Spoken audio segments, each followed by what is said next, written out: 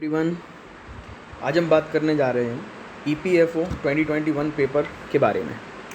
क्योंकि हमारे पास बहुत कम समय बचा हुआ है और इस समय में क्या रिवीज़न किया जाए जो कम समय में ज़्यादा से ज़्यादा आउटपुट हमें मिले। इससे पहले आगे बढ़ें, थोड़ा बात कर लेते हैं यूट्यूब चैनल के बारे में। आप क्वालिटी कंटेंट चाहते हैं, इस यूट्यूब चैनल को सब्सक्राइब कर लीजिए, यहाँ पर कोई भी टाइम पास नहीं होगा। चलिए अब स्मार्ट स्ट्रेटजी की बात करते हैं। तो 2021 में जो पेपर हुआ था ईपीएफओ का, उसको एनालाइज़ करेंगे हम। उस कौन से टॉपिक से, किस टॉपिक से, किस पैटर्न से सवाल पूछे गए थे। तो ईपीएफओ 2021 में ये आपके सामने ब्रॉड एनालिसिस है हमारा। जो पार्ट 1 होता है वहाँ पे इंग्लिश के क्वेश्चन आते हैं, वहाँ पे समथिंग 20 क्वेश्चन्स इंग्लिश से पूछे जाते हैं। फिर पार्ट बी में स्टार्ट होता है आपका मैथमेटिक्स, अप्रॉक्स 20 क्वेश्चन। फिर जीएस है, जीएस से भी 25 से 30 क्वेश्चन आएंगे। करंट इवेंट से रिलेटेड 10 से 12 क्वेश्चन हो सकते हैं। अकाउंटिंग जो नया टॉपिक है, जो सिविल सर्विसेज की एग्ज़ाम के लिए तैयारी करते हैं उनके लिए जो नया टॉपिक है अकाउंटिंग, वहाँ से 10 से 15 क्वेश्चन रहेंगे। लेबर लॉज, इंडस्ट्रियल रिलेशन से 10 से 12 क्वेश्चन आए थे। स्कीम से 5 से 7 क्वेश्चन आते हैं। और कंप्यूटर जो कि एक फिर से नया टॉपिक है, वहाँ से लगभग 10 क्वेश्चन आएंगे। तो ओवरऑल हमने ये देखा कि यहाँ पे कौन कौन से सब्जेक्ट में कवर करने रहते हैं। अब आपने कर भी लिए होंगे, और जिन्होंने नहीं किया है, जो सिविल सर्विस की तैयारी कर रहे थे, जिन्होंने प्रीलिम्स दे दिया है और चाहते हैं फॉर्म फिलअप किया है ईपीएफओ का, तो अभी 15 से 20 दिनों में क्या तैयारी होनी चाहिए, तो आपको क्या फोकस करना है, हम इस पर बात करेंगे। इसके अंदर थोड़ा सा और देखते हैं किस टॉपिक से कैसे क्वेश्चन पूछे गए थे और किस सब्जेक्ट से कैसे क्वेश्चन पूछे जाते हैं। चलिए, तो पार्ट 1 पेपर जो रहेगा, पार्ट 1 आएगा, उसमें इंग्लिश के क्वेश्चन आएंगे, लगभग 20 क्वेश्चन रहेंगे। उसमें क्या पूछा जाएगा इंग्लिश में, तो antonyms, synonyms, fill in the blanks form में इंग्लिश ग्रामर पूछी जाएगी और स्पॉटिंग एरर पूछा जाएगा। ये हमारा पार्ट 1 हो जाता है। पार्ट बी जो रहेगा, वहाँ पर मैथ का पोर्सन आएगा। मैथ में रीजनिंग जो टॉपिक हमारे होंगे, जैसे कि एवरेज से क्वेश्चन आएगा, रेशियो, अल्फ़ाबेट को अरेंज करना, रूट, परसेंटेज, ये ब्लड रिलेशन की रीजनिंग वाले पार्ट हो जाएंगे। तो लगभग 20 क्वेश्चन हमारे मैथ से रहेंगे। फिर अकाउंटिंग की बात करें तो most of the question were related to the terms और definition of related to accounting. तो 10 से 12 क्वेश्चन होते हैं अकाउंटिंग से।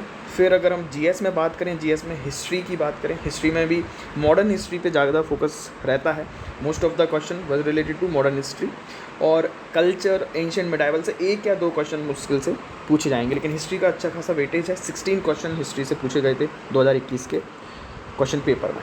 फिर और क्या सब टॉपिक हमारे इसमें आए थे, अगर हम ये देखें तो स्पोर्ट्स से 2 क्वेश्चन आए थे, क्रिकेट, टेनिस। तो ज़रूरी नहीं है आप क्रिकेट और टेनिस पर फोकस करें सिर्फ और सिर्फ। तो आपको ध्यान रखना है 2022 और 2023 में जो भी इंटरनेशनल इवेंट हुए हैं स्पोर्ट्स से रिलेटेड, उनमें जो भी रिकॉर्ड बने हुए हैं या फिर जो भी इम्पोर्टेंट इवेंट है, आपको वो नोट डाउन करने हैं और वो एग्ज़ाम में आने की प्रोबेबिलिटी सबसे ज़्यादा रहेगी। पॉलिटी से क्वेश्चन आएंगे, 2 से 3 क्वेश्चन तो आए थे, अब इससे ज़्यादा भी आ सकते हैं। तो बेसिक पॉलिटी का कॉन्सेप्ट आता है। एनवायरनमेंट के क्वेश्चन आते हैं, जैसे कि रामसर कन्वेंशन से आया था, डिफॉरेस्टेशन से रिलेटेड क्वेश्चन आया था। करंट इवेंट में हमने स्पोर्ट्स का देख लिया, और बाकी भी जो गवर्नमेंट एक डिक्लेयर करेगी कोई किसी डे को, जैसे फॉर एग्जांपल पराक्रम दिवस आया था, मिलिट्री एक्सरसाइज आ सकती हैं, इंडेक्स आते हैं जो इंडिया की रैंकिंग बताएंगे। तो उनसे डाटा और फैक्ट डायरेक्ट आपसे पूछा जाता है। बात करें नेक्स्ट टॉपिक की, तो कंप्यूटर में भी डिवाइस किसका क्या फंक्शन है, यूनिट क्या होती है, टाइप ऑफ डिवाइसेस क्या होते हैं, कैसे फंक्शन करता है computer, different types of computer and all this basic question वहाँ से आते हैं। लगभग 10 क्वेश्चन वहाँ पे आए थे। नेक्स्ट टॉपिक अगर देखें तो हर साल मैंने देखा है कि ईपीएफओ में यूपीएससी बुक से रिलेटेड क्वेश्चन ज़रूर पूछता है कि ये बुक किसने लिखी है। तो ये ऐसी भी आप देखें 2022 और 2023 में जो न्यूज़ में बुक रही हैं, उनसे ज़रूर आप नोट डाउन करें और उनकी प्रिपरेशन करें। फिर इकोनॉमी से बेसिक कॉन्सेप्ट से आया था, ज़्यादातर इकोनॉमिक सर्वे का डाटा यूपीएससी पूछता है वहाँ पे। फिर बायोलॉजी से, जनरल साइंस से वही 1-2 क्वेश्चन आते हैं। फिर स्कीम्स इंपॉर्टेंट बहुत ज़्यादा हो जाती हैं यहाँ पे। लगभग 5 स्कीम के बारे में डायरेक्ट पूछा था ईपीएफओ में यूपीएससी ने। कौन कौन सी स्कीम थी वो आप देख सकते हो।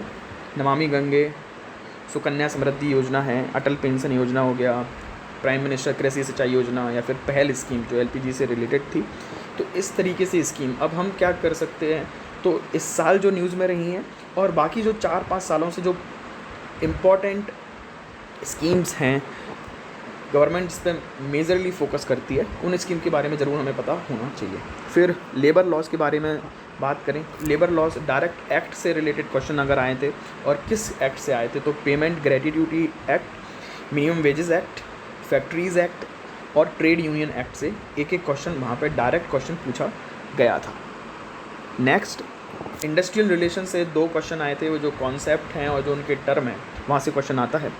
साइंस में बेसिक फिजिक्स के क्वेश्चन आते हैं, फोर्स का फॉर्मूला है ऐसा, वेलोसिटी, एसिलरेशन, केमिस्ट्री में थोड़ा सा केमिकल रिएक्शन वगैरह वगैरह, बायोलॉजी से भी बेसिक कॉन्सेप्ट थोड़ा सा आता है। फॉर एग्जांपल रिप्रोडक्टिव ऑर्गन के बारे में पूछा था लास्ट टाइम, या फिर वो प्रोटॉन की डिस्कवरी किसने किया। तो बेसिक साइंस आपको पढ़ लेनी है। फिर अब बात करते हैं ओवरऑल हमारी इस एग्ज़ाम से अंडरस्टैंडिंग क्या बिल्डअप होती है।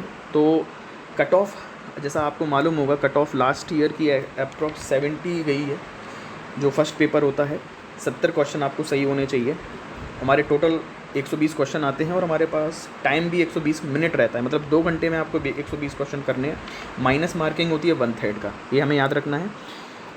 फिर डिटेल्ड सिलेबस जो भी है, मैंने टेलीग्राम ग्रुप में एक डिटेल्ड बुक वहाँ पे PDF डाल दिया है, वहाँ पे सिलेबस भी है, डिटेल्ड सिलेबस भी है, डिटेल्ड बुक भी है। आप वहाँ ज्वाइन करिए टेलीग्राम ग्रुप को और वहाँ से डाउनलोड कर सकते हो, पढ़ाई कर सकते हो। नेक्स्ट, सिंपल, हमें फोकस कहाँ पे रखना है, हमारा फोकस होना चाहिए, हमने देखा ट्रेंड में जिनके पास समय कम है और आउटपुट ज़्यादा चाहिए, तो हमें इंग्लिश ग्रामर पे जाना चाहिए। क्यों? इंग्लिश ग्रामर आपको जनरल लॉजिक से आंसर सही नहीं होंगे वहाँ पे। तो जो सिविल सर्विस की तैयारी करते तो उन्होंने इंग्लिश ग्रामर बहुत लंबे समय से नहीं पढ़ी होगी, वहाँ से फोकस करें। अकाउंटिंग पे फोकस करें, लेबर लॉज इंडस्ट्रियल रिलेशन पे फोकस करें, कंप्यूटर पे फोकस करें और मैथ और रीजनिंग पे फोकस करें, जो CSET में आप पढ़ते हैं। थोड़ा सा और टफ थोड़ा सा जाना पड़ेगा। तो ये शुरू के 4-5 टॉपिक हम इसको ज़्यादा देखें, क्योंकि GS आपने पढ़ रखी है, करंट इवेंट से क्वेश्चन आएंगे, स्कीम से रिलेटेड क्वेश्चन आएंगे, वहाँ पे फोकस करना मुश्किल है क्योंकि लिमिटेड रिसोर्स नहीं है वहाँ पे। यहाँ पे रिसोर्सेज और सिलेबस इन 5 पॉइंट का और फर्स्ट 4 पॉइंट का तो लिमिटेड ही है। फिर thanks for watching, please like, share and subscribe my YouTube channel invincible aspirants and join the telegram group Invincible Aspirants. Download the PDF and clear the examination. Thank you.